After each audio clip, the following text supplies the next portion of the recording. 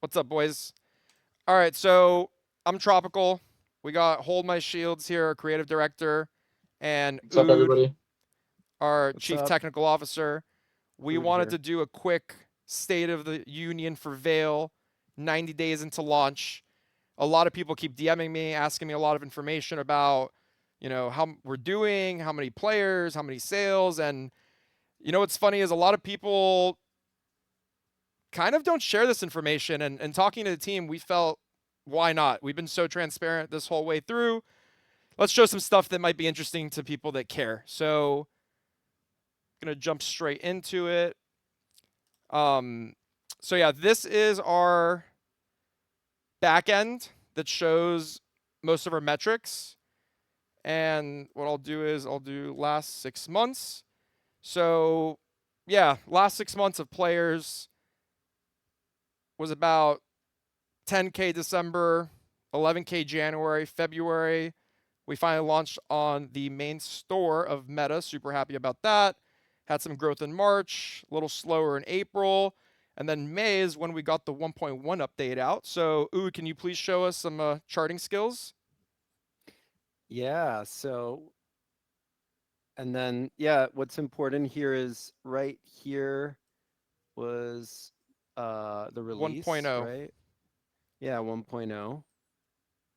And then here was the update for 1.1. Yep. And 1.2 is going to be even better. Yep. So I'll go the last 6 months for weekly.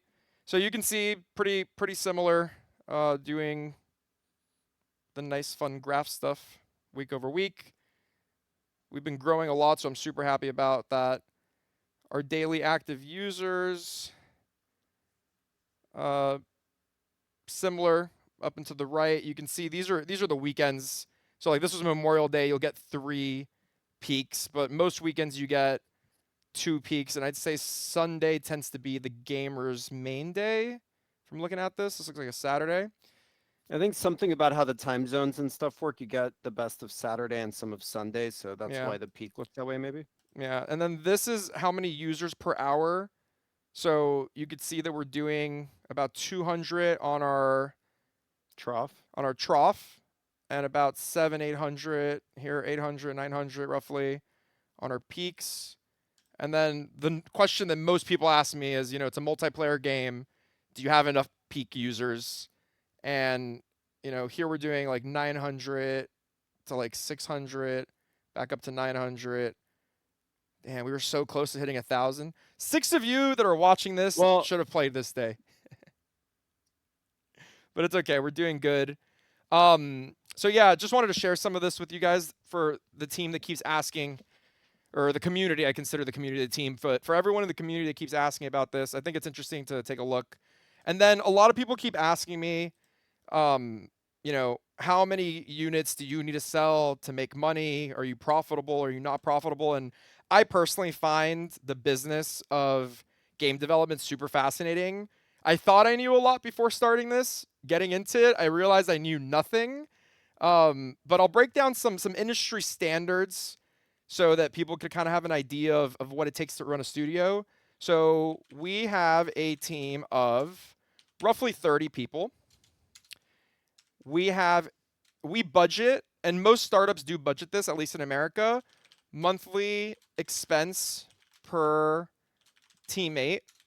It's about 10K, sometimes higher, could you sometimes lower. could you zoom in for the people that might be watching this on a small phone or something? Sorry. Yeah. Yeah, and I'm doing this super back of the envelope, but yeah, and by the way, this monthly expense all in, it's usually an industry standard. It includes computers, internet, like everything you need, health insurance, etc., to manage like the expense on behalf of the company. So total monthly expenses, you would just do 30 times this. So about $300,000 is what you'd want to budget a month if you wanted to run a studio of about 30. And then we sell Veil for $30. So the math would be, how many units do you need to sell to break even or make a profit? But what's really important is platform fees on average are about 30%. So 30%, not that much. So about 30% fee would be that. So net to studio after fees would be 30 minus 9.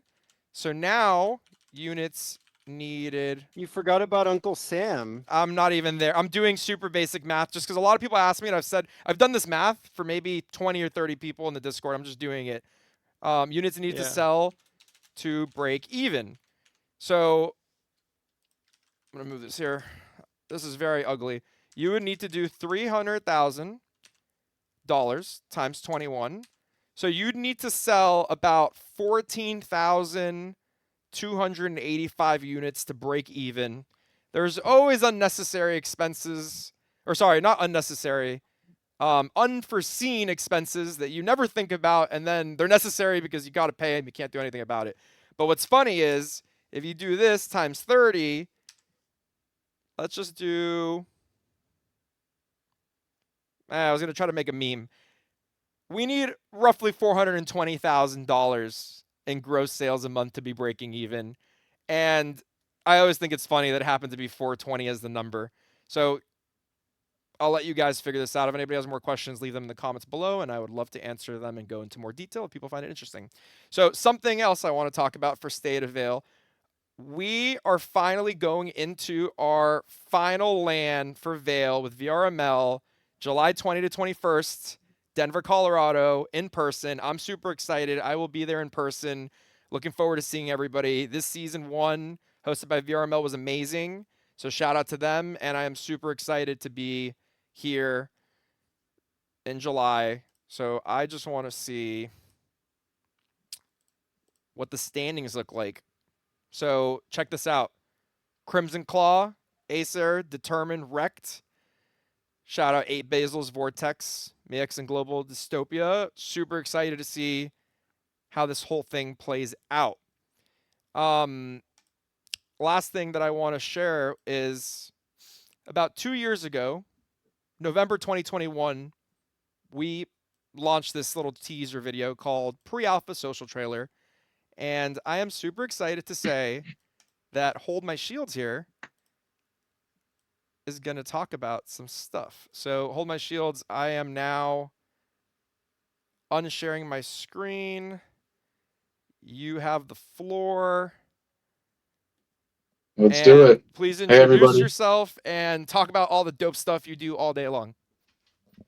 There we go. All right. Hey, everybody. I'm Hold My Shields. I am the creative director at XLab. And today we're going to show you some fun stuff we're working on for Update 1.2. So, Update 1.2 is all about the Social Hub. When it comes to the Social Hub, we really wanted to make something that felt inviting and interesting for players to hang out with in between matches and just in general. So, when we set out to create it, we really focused on the location and vibe and just kind of the overall feel that it gives when you reach the location. With that being said, I picked one of my favorite, most scenic places in the world, Ha Long Bay, Vietnam. I love the islands here and just the overall kind of color palette and just how the water refracts all of it. And it's just such a beautiful place that I really wanted to make it come to life in VR for everyone to experience. And I Bro, think this it's just goes a great hard. place to hang out and just have a good time. This goes so hard. So just some of the different images that inspired us and kind of how we want to make the level feel. And then I was going to show off a little bit of the overview without I know kind you're I of know you're an anti-leaker, but I'm pushing the I don't want to leaks. leak. I don't want to leak too much, so I'm going to share just a small part of it. So when you get to the social hub, again, we wanted to make it feel awe-inspiring and just epic. So we really went for a place where you can be a part of the vista while also being kind of subtracted from it. So we went for something that was very high up on a cliff and overlooked this really beautiful scenic space. Here we have some of the concept art that one of our developers, Toby, made of the spawn point. So as players come in, they spawn here on this smaller pad here, and they are greeted with the large opening of the social hub, which will eventually look something like this. And I'm going to leak a little bit more where I'm going to Yeah? show it to you, Oh, you're and gonna we're go in going to, Unreal? Yeah, Is yeah, we're this gonna some go of it the Unreal. We're massing gonna and show people what blockout? This, they're this is what the they've been waiting raw, for. the raw stuff. So this is raw. This is untextured, early progress of what we've been working on. You start seeing some of the Vista elements come into play, working on some of the islands and rock structures. It is very difficult to work with organic structures like this, and I very much am not a fan of marketplace packs. So with that being said, we're trying to make everything custom, and it typically takes a lot longer to do that. It's a lot more groundwork and a lot more exploration and just continuous back and forth and iteration. So this is kind of that early Vista, still a little bit of polish left, and we're missing a little bit of blue water, but we are getting there. And then you're greeted with this really nice structure. It's got this retro, futuristic, brutalist vibe that just really imposes on the player when you come in. And this is the center area, which I'm not going to get into because you're going to find it in 1.2. So that's your sneak peek on that. That's more than I expected. Thank you for sharing, brother. That's what you get. Is That's that what you up get. and to the right, Jonathan? That's an up and to the right for art. Yeah, things I are think happening. so. I think so. There's this really cool space over here, but we're not going to look there. So that's what you guys get for the social hub today. More to come soon. Cool. Other than that, I am really hyped about the fact that we won a Webby this year. So for those of you that don't know, we submitted our website for a Webby award, and at the same time, simultaneously submitted the game itself. And we expected the website to win. We kind of just shot it in the dark with the game, but we ended up winning a Webby for the game itself. I'm going to show you guys now. Go to Webby Awards. Yeah. Well, do me a favor. Just go. The Just Webby go to the Awards. main page. Because if you Oh go to yeah, the main page, it shows you like everybody that competed. So click on winners on the top, I can do that. Okay. and then Go to our it, category. yeah, which is gaming, right? Yeah, it's AI Metaverse Right there, games. games. Yeah. So it shows Stephen Curry run the ring. He won. But He did remember, win. the judges voted for him. The people voted People for voted. us, which I think is dope. And then there's some cool nominees, which I think is fair to show off also. Yeah, I think that's the most awesome part. Honestly, it's we were up here with like such prestigious names and such awesome games that everyone loves in VR, and it's really an honor to win the People's Choice and see where Who are the people. honorees? So there's nominees and there's honorees. Is that a Lego thing? Interesting. And Home Depot. I think it's a Netflix game, Netflix Roblox partnership. It's kind of Interesting. interesting. I didn't see the Wait, honorees. I only the saw the Home top ones. Depot? Yeah, Home Depot's in the metaverse, bro. Okay, but I Does don't anyone remember else these. think I do that's remember these wild? guys down Yeah, here, I remember the and nominees. That's why I thought it was interesting. we beat Meta's very own. Yeah, I thought that was a crazy one. But yeah, I think Cool. that's super dope. And then you want to show off the website a little bit, just because like it's not done Oh yeah, yet, for sure. but it is coming along pretty nicely. Definitely. So with the Veil site, we had this interesting idea to kind of combine both the studio and the game itself and make it kind of like an overall experience. So this is our studio page, the XLab page. Kind of goes through a little bit of what we do on a day-to-day basis and how we like to describe ourselves. We need to still add in our Webby winnings right here to our little milestones. We got Jonathan Nude. What I like most about it is that entryway experience where, let me start it off from the beginning. Oh, just that initial part where you're just getting That's dope. into the headset. I think it's really cool because it just kind of showcases, we're a VR game and it just kind of brings you into the world of Veil. What I like most about the site, which I haven't seen so often on other games websites, is how in depth it is in terms of showing off really everything there is to do in the game. So we show off our game modes, little videos to show off how they look. And similarly for our maps, which is one of my favorite pages, you actually can hold on and get a little bit of a fly through of the map itself. Really fun for people that haven't gotten in the game Show to show just the kind skin of page because I explore haven't even more and seen it more. live. Yeah. Show the skins. Yeah. Skin page is brand new. It might have some bugs, but it is very Dude, this cool. is dope. 7 pages. We gotta juice that up with the art team. We're getting there. We're getting there. Ooh, Shout I out know to the this Smooth one. Brains. Oh, does this one have the link to get it on Steam yet? I think we still got to work on that sort of stuff. Yeah, it's not there. Yeah, It's we're okay. still. We just launched this page last week, and it's in development. We're iterative on the process, and we're pushing it out as soon as it's ready. So, if you see things that are broken, DM me or Hazy, and we will get things fixed. Dude, But you Can guys we are really see? Can crushing we it. see the dev skins? I don't know if we got the dev skins up here. Let's Go to the see. top. Go I here to wanted the to top. see how they're Oh yeah. categorized. Oh yeah. Developer. Click developer. We got Oh, we did some. get dev skins in We here. got some. They're not There we all go. in there. Are these all of I feel them? like we have to tag whose dev skin it is in the description. Like Yeah. people got to know that this is those. Yeah, I There we agree. go. That's how we do it. That's how we tag it. Nice and easy. There, there you go. Cool. But yeah, as we develop more, we're going to keep adding to the page and just keep expanding it. And there's just a lot of really cool stuff to read through. If you guys haven't checked it out, please do get in there. And a lot of really cool resources about our story and all the things we're working on. Cool. But yeah, that's everything on the art side. No, I'm super grateful. Thank you for leaking some stuff. I know you're anti-leaks, so thank you. It's Ood, okay. It's okay. what do you want to talk about as a CTO? 90 days into Vail, State of the Union. Share your screen. Cheyenne, can I'll you stop. yeah, thank you. Yeah, yeah. Oh, So I was just looking a moment ago. So we're about to hit 40,000 commits. 40,000 Uh, commits? Nice. That's hard. almost, yeah. And it started about 2 years ago, Feb 1, 2022. So that's a lot of commits. And I was just scrolling, seeing all the different work. Special shout out to Jack, who recently became a part of the team. And yeah, he's fixing things. So yeah, there's lots of stuff here.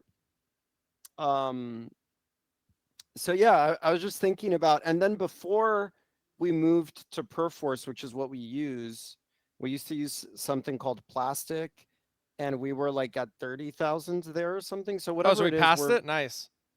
yeah, so whatever it is, we're like at least 70,000 plus commits on the project, which is wild just looking back thinking about that. Not to mention all the early work I did offline, like with like local Git commits or whatever it was. So yeah, some stuff I wanted to show is pretty nice actually. So this is since Jan 1. This is average frame. 69. How do I draw? Funny. You can draw all you want. So this is average frame rate. Yeah, it's since Jan 1, it's been this number, 69. And if you look carefully, it's pretty interesting actually, because you'll see that we've been making big moves on improving the perf. Another area you'll see the improvements happening. By the way, these are big improvements because you're going from 66 to whatever. And then if you look at Quest 3, they're all hovering around 71.5 now. The nice thing is, the more we optimize the game, the smaller it is in memory, the faster it downloads, the easier it updates, the more stable it is. And then you also see here battery. So this is a chart you actually want to go down and to the right. This It's is the how much of your only chart down and to the right. yeah. And bugs. Yes. Bugs are So the only this one. is so even though sometimes it might look like we're only gaining maybe 1 frame per second or less, you can always shave off more and more, use less and less compute, and then you start to eat less battery. So the difference in recent gains are you got about approximately 2% more battery life, which, you know, that sort of thing can be a really big deal. Also, So the thing that I personally didn't notice with this chart, but I do feel it in the game, is all the hitches, which when you're in mhm. an intense multiplayer game, you don't want Yeah, a hitch or a lag spike to happen the moment that you're in combat Yeah. and then you die and you're like, whoa. Especially in a game like in team deathmatch, I can put up with it, but if I'm an artifact where every life matters, like dying because of Yes. poorly optimized code is just so whack. Yeah. So you're right that this doesn't show the spurious stalls and hitches. This just shows you the average, and averages can be somewhat misleading because if, let's just say, every minute you had like a 2-second stall, that wouldn't really show up here, would it? No. So yeah, it's super important. So that's another part of the story you don't see here. We do try to hyper focus on hitches. There's certain hitches like when you first spawn. Um, there's certain hitches that we're working to mitigate, alleviate, or completely get rid of. Yeah. So that's a big part. And that's a lot about where art and engineering come together for the team. Um, yeah, something else I wanted to show was so the currently live build of the game on the store is about 9.2 gigabytes. And we've been working really hard to try to shave off, shave off, shave off. At one point, that number, I'd have to scroll way back. Um, but there was Cheyenne, Dude, when it was was like it that we 10 went? gigs plus, 11 gigs Yeah, it was plus. like 11 gigs for us, I No, think. no, there was guys, there was one moment it was 16. That was like a few Um, months back, I think. yeah, Well, yeah, I'm we trying. we have a We lot of we build multiple updates. times a day, so I would have Yeah, to scroll back it would too take too far. long, but I Yeah, remember. I remember but what I 13, was 12 gigs. Look, there's yeah, 819 builds that have been uploaded. yeah. You're crazy. So yeah, so what I was gonna say, Cheyenne, was when was it that we did like a couple months of health for engineering and art? That was like 2 months March. ago. March. Yeah, We just did about. we All did of March and 4 to 5 April. days. Yeah, like all of March Yeah. and April was really health, but I think that it's put us in a place now that we have some headroom to really start plowing through stuff. Yeah, yeah, it was a big deal because um yeah, we shaved off a lot of memory on the game. Our goal is always to make it run better, load faster, and look better. And the closer we get to that goal, the more we shave off, the more we make it look better at the same time. It's a partnership with art and engineering, and like Cheyenne, you mentioned earlier. So it's funny because Cheyenne, as creative director, doesn't like marketplace because he wants a custom bespoke look for everything, right? The reason I don't like marketplace is because it's disgustingly unoptimized assets that you're just fighting with. And you don't want to be fighting against art assets when there's already so much other stuff to battle against while you're working on the game. So so yeah, that's why it's a big part of what we do and why we do so much bespoke stuff, so much custom stuff, is because we want the look and we want the performance. So it's hard to get that unless you do it for yourself. Of course, it adds a lot of complexity, and we get to have a lot of great debate over what's worth, because you have to do trade offs all the time, right? If you left it up to a few of the programmers on the team, there's some that would be totally fine with a bunch of cubes. Good perf. I know who you're Yeah, talking the about. perf would be sick. Um, but hold my shields. He I would be likes like, sad. yeah, he likes stuff that's not cubes. So it's all good. Um, this is just a preview. This is actually Panda's little tracker list. It's the simplified bird's eye view of things we're working on. Um, but yeah, again, this is all subject to change. This is kind of how he's tracking it big picture. And then we have a much larger planning software where we actually dole out tasks, and it's a lot more granular, but this is good for a bird's eye view. So prestige updates, bows, knives, the Ganman's bow and arrow, the Ganman's revolver, um, Ivan, Enzo, and Dr. ACOG have been working on more reticle optionality. Um, there's a lot more stuff coming. So yeah, and then you've got I mean, I guess I can just say this now because I just realized it's here. So we also have a combination of multiple anti-cheat, anti-reverse engineering technologies that we're going to layer into the game soon. It wasn't a priority because none of these things have really been an issue yet in Veil. The main reason we really want to do it is because I'm not going to show it because it would show like certain proprietary things I can't show. But in our crash reporter, a huge quantity of our crashes, I think about a third, maybe half of our unique crashes. And by unique, I mean crashes that like are, like their own problem, no matter how many users have it. About half of the types of crashes we have are from users who have add-ons running in the background. I have learned about so many add-ons that you guys are running that you try to hook onto the game whether you know it or not. Like for instance, people that play VTOL, there's a couple of add-ons I think they really like to use with VTOL, and then there's a lot of add-ons. There's about a dozen add-ons that try to hook onto Veil even when it makes no sense and you would never want that with Veil. Maybe they have it installed for another title. So the nice thing about adding anti-reverse engineering, anti-cheating stuff is when you launch Veil, it'll tell you, hey, you've got this thing running. It's on a list of things you probably shouldn't be running. Please close it before running Veil. So that will help so much. We've gotten so many negative reviews on Steam from users that me or other devs end up helping. Bro, And they're then we just go look running in the, random stuff all the time. yeah. So I that's talked to one a of guy the, yesterday, by the way. I asked him, "Are you running anything?" He's like, "Yeah." I'm like, "How many things are you running in the background?" He's running like 100 things in the background. I'm like, "Dude, just stop everything, launch the game. Game works." yeah. He's like, "Oh, that makes sense." I'm like, "Thanks."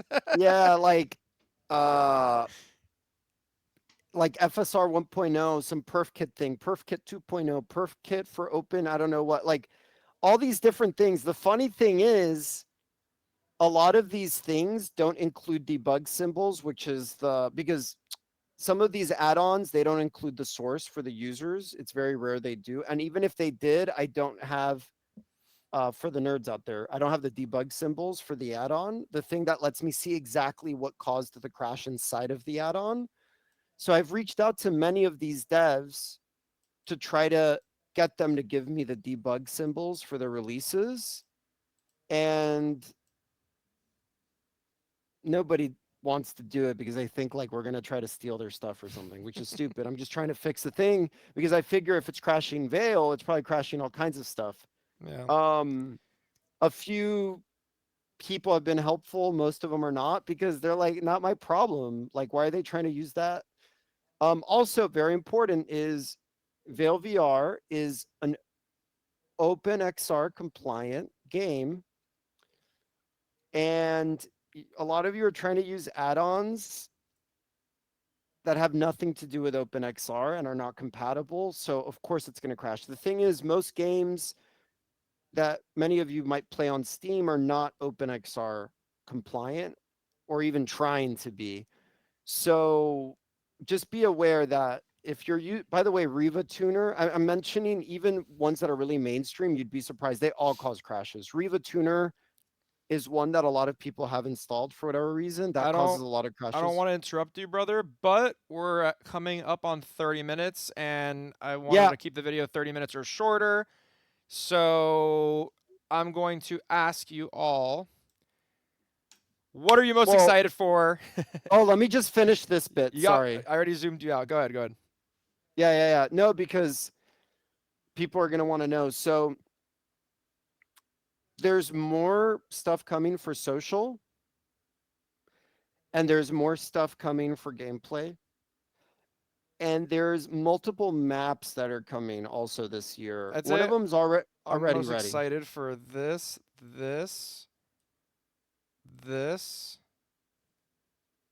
and I want to Hmm. report players that annoy me. That's what I want. And also, Oh, Artifact is bots. going to get a lot of love this year. And also, we are, because player counts have been growing steadily and very consistently, we feel confident about the idea of adding a competitive matchmaking playlist. Oh yeah, I'm super excited for the competitive matchmaking. That's super needed. But Yeah, so hold my there's a shields. lot more. But yeah, go You ahead. have any closing statements, sir, before I wrap this up? Thank you guys for taking the time today to jump on and do a State of the Union video. Yeah, there we go. That's it? You said it. All right. You said it. There we go. Cool. Thank you all for playing Veil, and I hope Oh we make yeah. the game. You have no idea. Yeah. Like every single person that plays Veil, I freak out. Like I still can't believe it. Really, really grateful for what we're all doing together. So thank you guys.